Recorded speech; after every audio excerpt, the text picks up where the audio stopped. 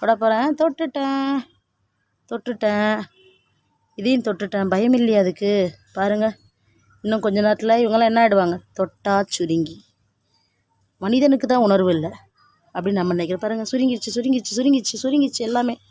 இது தொட்டா சுருங்கி இலை. பாருங்கள், எல்லாமே சுருங்கிடுச்சு.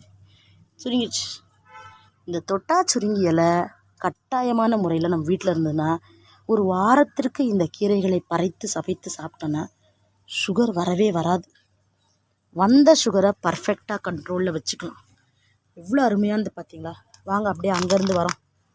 என்னன்னு தெரியுதுங்களா? இது தெரியுதா உங்களுக்கு? பாருங்கள், இதுதான் ஆல் விட்டமின் கிரீன் மைசூர் பருப்பு கீரைன்னு சொல்லக்கூடிய ஒரு அற்புதமான கீரை. இதுவுமே ஒரு கைண்ட் ஆஃப் ஸ்பினாச் தான். எக்ஸலண்ட்டான கீரை இது.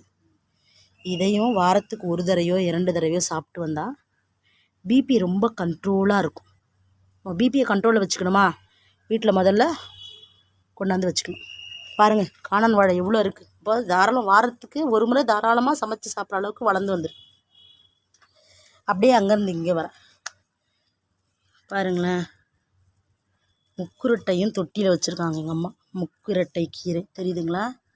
பூ குட்டியான பூ தான் இருக்குது, ரொம்ப குட்டி பூ தான் இருக்குது முக்குரட்டை.